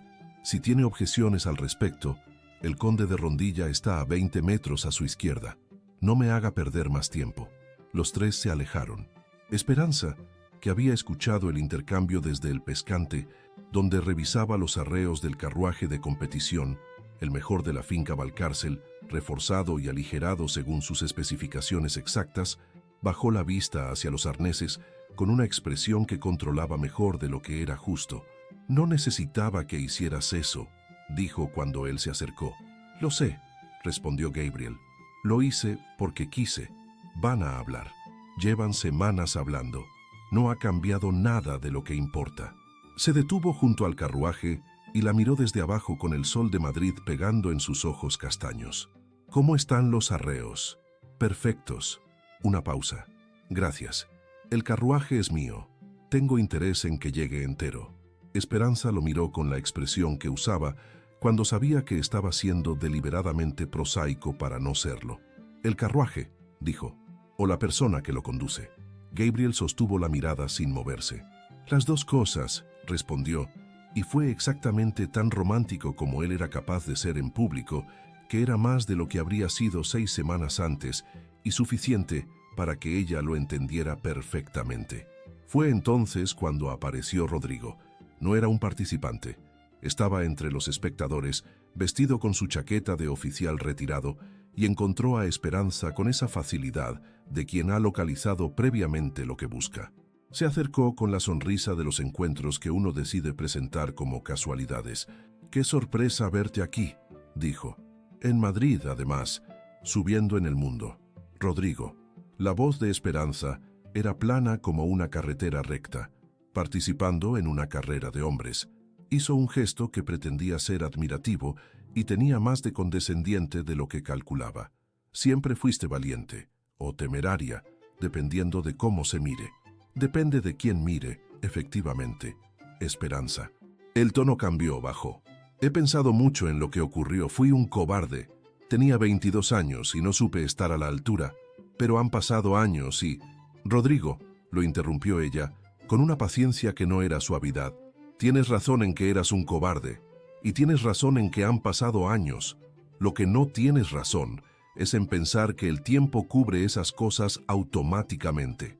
Gabriel había estado a 10 metros, hablando con el secretario de Rondilla sobre los detalles del recorrido. Cuando se volvió y vio la escena, recorrió la distancia con una calma que era en sí misma una forma de presencia. Se colocó junto a Esperanza, no delante, y puso la mano en su espalda con la naturalidad de quien ocupa un lugar que le pertenece por elección mutua. ¿Todo bien?, le preguntó a ella sin mirar al otro. «Todo bien», respondió Esperanza. Solo entonces miró a Rodrigo con la cortesía exacta de quien reconoce a alguien y no encuentra en ello ningún interés particular. «Rodrigo Fuentes de la Vega», dijo. «Nos hemos visto antes, creo, en la feria de Sevilla». En efecto, Rodrigo calibraba la situación con la rapidez de quien ha perdido ya suficientes batallas para reconocer cuándo ha perdido otra. «Qué bien que haya podido venir a Madrid», dijo Gabriel, con una afabilidad que no tenía ninguna temperatura dentro. «La carrera está a punto de comenzar. Le deseo una buena mañana». Y dio media vuelta hacia el carruaje con Esperanza a su lado, sin más ceremonia. Cuando estuvieron fuera del alcance, Esperanza dijo muy bajo: «Eso último ha sido ligeramente teatral». «Solo ligeramente», concordó él, sin remordimiento visible. Ella soltó una carcajada breve, que se convirtió en algo más serio cuando él la miró de reojo, con esa expresión que ya reconocía como la forma en que él decía las cosas sin decirlas. «Sube», dijo ella, señalando el pescante. «Quiero que veas el recorrido desde arriba». «¿Desde arriba? Confía en mí», dijo Esperanza, y fue tan completamente al revés de todas las veces que él le había pedido lo mismo a ella que Gabriel subió sin otra objeción. Esperanza no ganó la carrera. Llegó tercera, detrás de un cochero profesional de Burgos y de un aristócrata joven de Salamanca que conocía el recorrido de memoria porque había crecido en Madrid. La diferencia fue de 40 segundos en un recorrido de 40 minutos, y el cochero de Burgos, al cruzarse con ella en el punto de llegada, le dijo con la honestidad seca de los profesionales que reconocen a otros: «En sus terrenos, señora, con sus caminos, no le gana nadie». Era de alguna manera más que suficiente. El conde de Rondilla fue el primero en acercarse con un vaso de vino y la expresión de quien ha disfrutado su propia fiesta más de lo previsto. Después vinieron varios de los participantes, entre ellos dos de los que aquella mañana habían estado al lado del hombre de las patillas, que encontraron en la derrota un territorio más cómodo para la humildad que el que habían habitado por la mañana. Gabriel estuvo a su lado durante todo ello, no hablando por ella, no interviniendo, simplemente ahí, con la mano en su espalda cuando los corrillos se apiñaban demasiado y la distancia correcta cuando ella no la necesitaba. En el carruaje de regreso al alojamiento, cuando el bullicio había quedado atrás y las calles de Madrid se movían despacio a su alrededor, Esperanza apoyó la cabeza en su hombro con el cansancio honesto de quien ha dado todo lo que tenía que dar. «Tercera», dijo. «Tercera en Madrid, en una carrera en la que nadie esperaba que terminaras», respondió él. «En Andalucía, en tus caminos, ese cochero de Burgos no te ve ni el polvo». «Lo sé». Una pausa. «Pero quería saber cómo me iba fuera de mis caminos». «¿Y? Bien», dijo ella, «mejor de lo que esperaba». Gabriel bajó la cabeza para mirarla desde arriba, con esa proximidad que todavía tenía el poder de hacerle perder el hilo de lo que estaba pensando. «Yo lo sabía desde antes», dijo. «¿Desde cuándo?»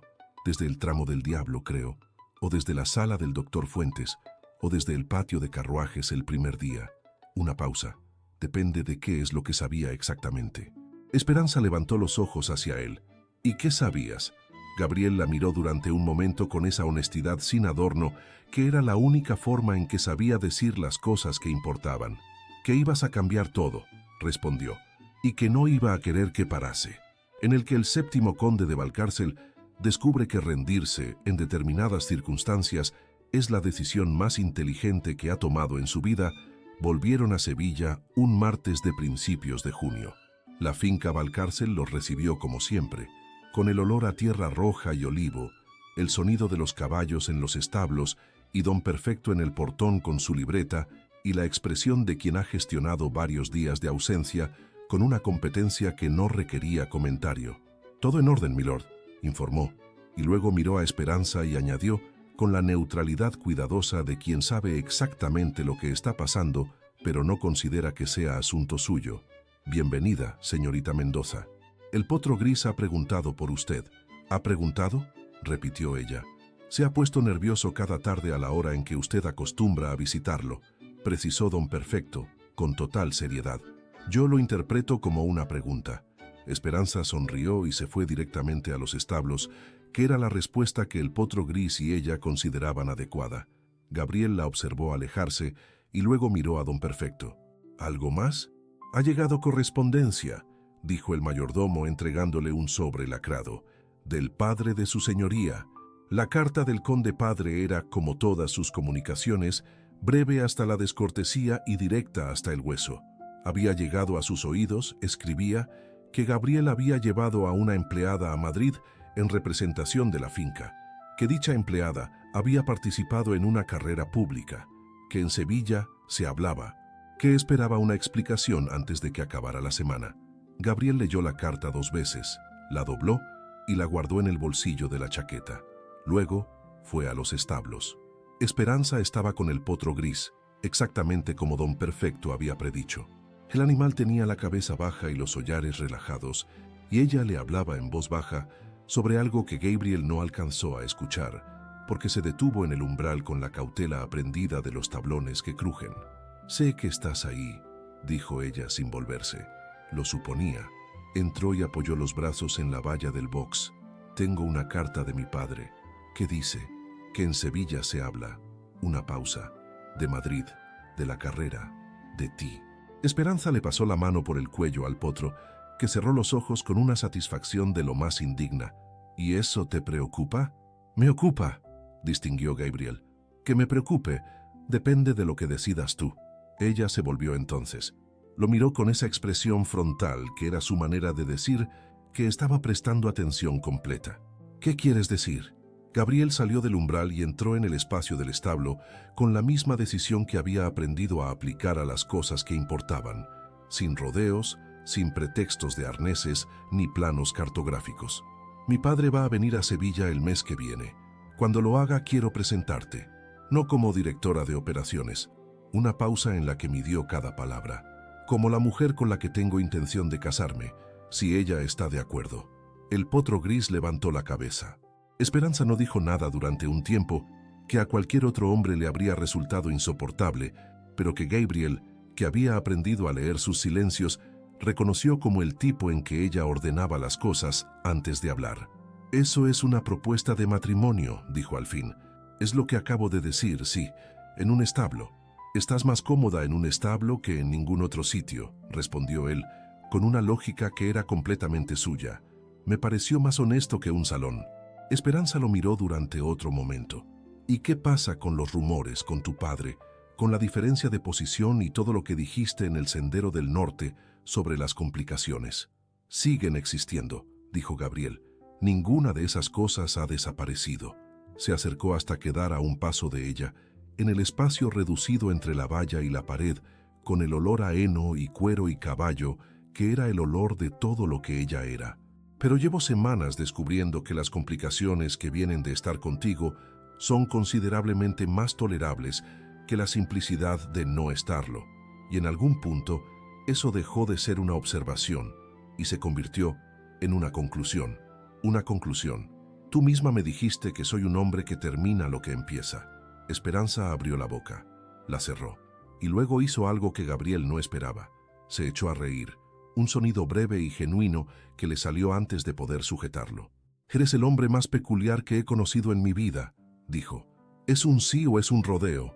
Ella lo miró, y en los ojos verdes había algo que era cálido y quieto, y completamente desprovisto de la guardia habitual, que era la forma en que Esperanza Mendoza decía las cosas sin palabras cuando las palabras le parecían insuficientes.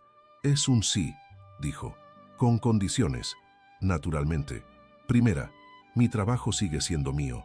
El programa, la pista, los cocheros, no desaparece cuando me ponga un anillo, ni se me ocurriría sugerirlo. Segunda, tu padre puede tener todas las opiniones que quiera, pero en esta finca, en lo que a mí respecta, la última palabra la tienes tú, o la tenemos los dos». Una pausa. No él. Completamente de acuerdo. Tercera. Se detuvo. ¿Tercera? Esperanza lo miró con esa media sonrisa que aparecía en la comisura izquierda cuando estaba a punto de decir algo que le importaba más de lo que quería aparentar. «Tercera, Si alguna vez vuelves a usar los arneses como pretexto para una conversación que no sabes cómo empezar, te lo digo directamente. Y tú haces lo mismo. Gabriel inclinó la cabeza levemente. Trato hecho. Se miraron durante un momento que era diferente de todos los anteriores, porque tenía dentro algo que ya no era tensión, sino la forma en que la tensión se convierte en otra cosa cuando encuentra su lugar. Gabriel levantó la mano y la posó en su mejilla, y esta vez no había ninguna tormenta, ni ninguna excusa, ni ningún mozo de cuadra con una pregunta urgente sobre impermeables. La besó despacio, con la misma paciencia que le había enseñado ella sin saberlo, sin prisa, encontrando el punto exacto, quedándose ahí. El potro gris resopló. Creo, dijo Esperanza contra sus labios, que le estamos dando mal ejemplo. El potro, respondió Gabriel, lleva semanas observándome a mí. Ya estaba corrompido desde antes. Ella rió de nuevo y él pensó, como pensaba cada vez que ocurría, que era el sonido más inútilmente devastador que había escuchado en su vida. La carta al padre del conde la escribió Gabriel esa misma tarde, en el despacho señorial con la vista al patio de carruajes que ya no necesitaba usar como excusa para nada. Era breve, como todas las cosas que importaban. Le anunciaba que tenía intención de casarse, que el nombre de la futura condesa era Esperanza Mendoza, que era la mejor cochera de Andalucía y la persona más extraordinaria que había pisado la finca Valcárcel en 7 generaciones de Montalvo, y que esperaba que el mes siguiente encontrara a su padre en disposición de conocerla, porque iba a quererla le gustara o no. Firmó, lacró y se la dio a don Perfecto para que la enviara al día siguiente. Don Perfecto la tomó con la expresión de quien lleva meses esperando exactamente este momento. «Algo más, milord. Dile a Bernabé que mañana a las 8 necesito los caballos del Sendero Norte ensillados. Los 2. Don Perfecto anotó en su libreta sin preguntar para qué, porque era un hombre sabio y porque la respuesta, en cualquier caso, era completamente evidente. Damn. A la mañana siguiente, con el sol de junio todavía abajo entre los olivos y los pájaros haciendo su trabajo habitual, Gabriel y Esperanza tomaron el camino del norte sin libreta, sin planos y sin ningún pretexto de ningún tipo. Solo el sendero, los caballos y el tiempo por delante. ¿Qué era? Como Esperanza había dicho una vez sin saber que estaba describiendo también a las personas, todo lo que hace falta cuando conoces el camino y confías en quien va contigo.